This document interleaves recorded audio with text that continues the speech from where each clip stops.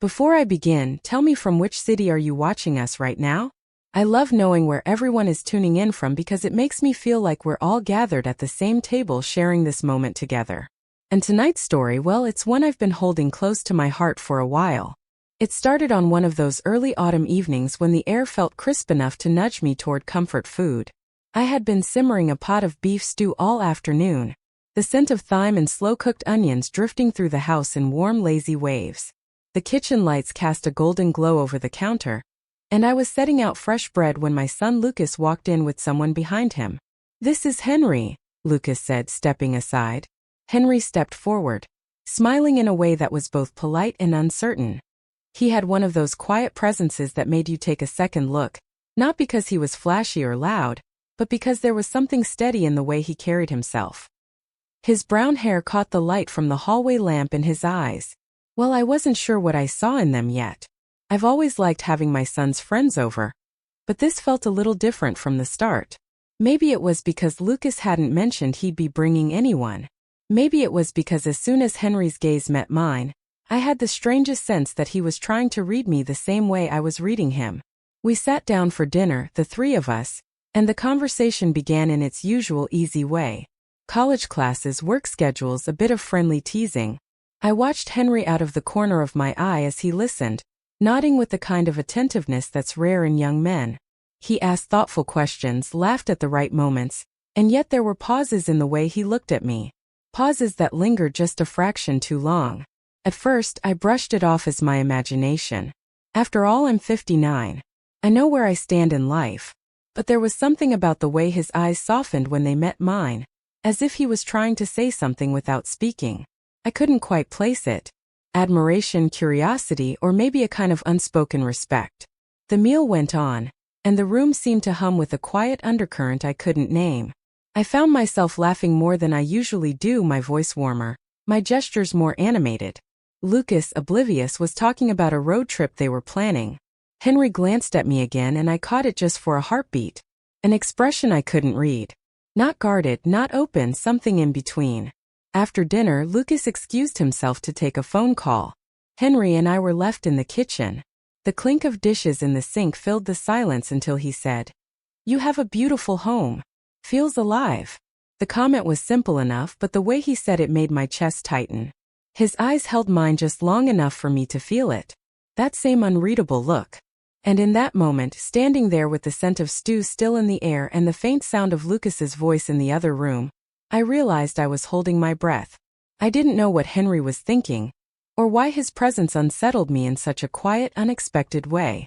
All I knew was that something had shifted, and I wasn't sure if I was ready to understand it.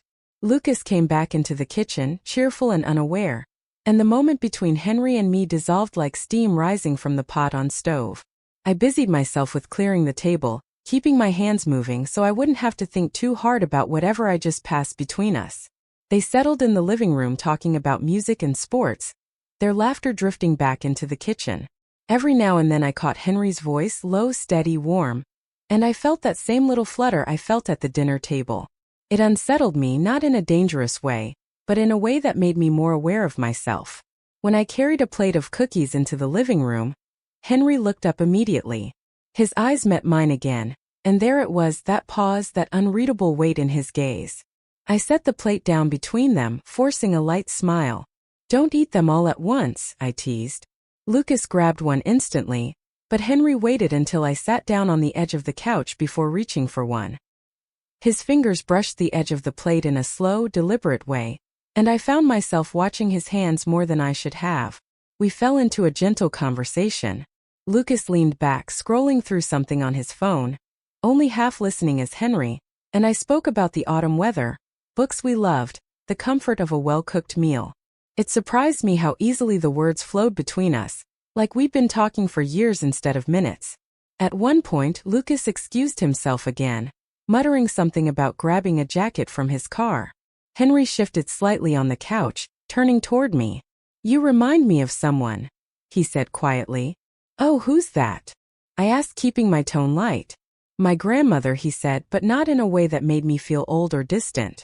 She had this way of making you feel safe, like you could just be yourself without worrying about what she might think. The honesty in his voice caught me off guard. I wasn't sure what to say, so I just nodded. She sounds like a remarkable woman. She was, he said, and then his gaze dropped for a moment before finding mine again. You have that same presence. Something inside me shifted at those words. It wasn't flirtation, not exactly, but it wasn't nothing either. It felt personal, intimate in its sincerity. Lucas came back in, breaking whatever had been building. They talked about a movie they wanted to watch, and I stood up to make tea, grateful for the excuse to move. From the kitchen, I could see them setting up the TV, their voices overlapping in easy banter. And yet, even from across the room, I could feel Henry's occasional glances finding me as if he couldn't help it. I told myself I was imagining it, but deep down I knew I wasn't. Something was forming in the quiet spaces between words, in the glances that lingered just a moment too long. I didn't know what it meant or where it was heading, but I could feel it weaving its way into the fabric of the evening.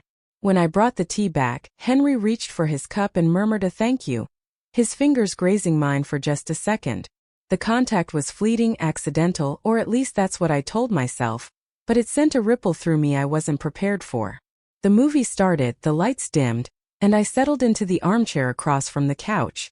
My eyes stayed on the screen, but my thoughts kept drifting, replaying that look in his eyes over and over. I still couldn't read it. And maybe, just maybe, I was starting to wonder if I wanted to. The movie played on, but I barely absorbed the storyline. My attention was divided, half on the flickering images on the screen, half on the way Henry sat there relaxed but somehow aware of me. Lucas was stretched out, his legs taking up most of the couch, leaving Henry leaning slightly forward, his elbows on his knees. In the dim light, his profile was softened, the curve of his jaw catching the occasional glow from the television. I sipped my tea, letting its warmth steady me. Every so often I'd glance over, and almost without fail, I'd find him stealing a quick look in my direction. They were never obvious stares, just brief, almost careful moments where his eyes would meet mine before darting back to the screen. Each time my heart gave a small uninvited flutter. Halfway through the movie, Lucas announced he was getting more popcorn and disappeared into the kitchen. Henry leaned back slightly, his gaze following Lucas until he was out of sight, then shifting quietly to me. "Do you ever get the feeling," he began softly, "that someone sees you in a way you're not used to being seen?" The question caught me so off guard that I nearly set my cup down too hard. I took a moment before answering, keeping my voice calm. "I suppose it depends on what kind of seeing you mean." His lips curved into a small, almost shy smile. "Not the way most people look at you, but the way someone notices the things you don't say." There was something vulnerable in his tone, something that made me want to ask him what exactly he thought he'd noticed about me. But the words stuck in my throat, tangled with questions I wasn't ready to voice. Lucas returned with a bowl of popcorn, and the moment dissolved again. I watched them fall back into their easy rhythm, joking, tossing popcorn at each other, and I told myself to just enjoy the evening. But my mind was restless. By the time the movie ended, the clock on the wall read nearly 10. Lucas suggested a card game, but Henry hesitated, glancing in my direction as though checking if I was ready to wrap up the night. I assured him I was fine, and we ended up around the dining table with a deck of cards. The game was lighthearted, full of laughter and playful arguments over the rules. But even in that setting, I felt the quiet undercurrent between us. When our hands brushed as I dealt the cards, I noticed the way his fingers lingered for a fraction of a second before pulling back. At one point Lucas left the table to grab something from his room. Henry stayed seated, idly fanning his cards, his eyes lifting to mine. "You have this calm," he said, almost as though he was speaking to himself. "It's not something I see often." I gave a small laugh, unsure how to respond. Maybe I've just learned to hide the storms. His eyes searched mine for a long moment, and I felt as though he wanted to say something more, but Lucas's return cut the silence. The game continued, and I kept my focus on the cards, though my thoughts were far from the numbers in my hand. Later, when the evening finally wound down, and I was walking them to the door, Henry paused before stepping outside. "Thanks for dinner," he said, his voice low. It was more than just a meal. His eyes met mine again, steady and unreadable, and I felt that now familiar weight settle in my chest.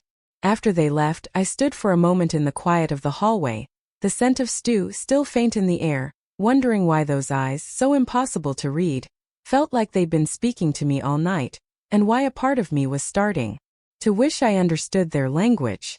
That night I couldn't sleep. I lay in bed staring at the ceiling, replaying every moment of the evening. The way his gaze had lingered, the quiet weight in his voice, the questions he seemed to hold back. It wasn't about romance, not in the way most people might think. It was something quieter, more complex, and in its own way more unsettling. The next afternoon, Lucas mentioned casually that Henry had left his jacket behind. It was draped over the back of the chair at the dining table, still holding the faint scent of fresh laundry and something else I couldn't name. I told Lucas I keep it safe until he came by to get it. 2 days later, the doorbell rang. When I opened it, Henry stood there, hands in his pockets, a small smile on his face. "I came for my jacket," he said, though his tone suggested that maybe it wasn't the only reason he'd come. I invited him in, offering him coffee. We sat at the kitchen table, the same one where we'd played cards. But the mood felt different, quieter, without Lucas's voice filling the spaces between words. For a moment, we just sat there listening to the faint ticking of the clock. "I didn't mean to make you uncomfortable the other night," he said finally, his eyes steady on mine. "If I did, I'm sorry." "You didn't," I replied. "And I meant it. I just wasn't sure what you were trying to say." He took a breath as though weighing his words. "I wasn't trying to say anything specific. It's just you made me feel like I could be myself. That's rare for me. And when I look at you, I see someone who's lived, someone who understands more than they say out loud." There was a sincerity in his voice that left me momentarily speechless. I realized then that all those unreadable looks hadn't been about mystery or intent. They had been about searching, about recognition. We talked for a while longer. Nothing heavy, just small pieces of our lives exchanged over warm coffee. When he finally stood to leave, he picked up his jacket but hesitated at the doorway. "Thank you," he said quietly. "For dinner, for the conversation, for just being you." I watched him walk down the path to his car, the late afternoon light casting a soft glow over everything. The house felt still after he left, but not empty. As I stood there, I understood something I hadn't been able to put into words before. Sometimes the most meaningful connections aren't about what's said or done, but about the quiet acknowledgement that passes between two people, an unspoken understanding that for a brief moment you truly saw each other. That night, as I turned out the lights and let the silence settle, I felt a strange sense of peace. Whatever that evening had been, it had left me with something rare. The reminder that even in unexpected places, at unexpected times, human connection can still surprise you. And sometimes not being able to read someone's eyes is exactly what makes them linger in your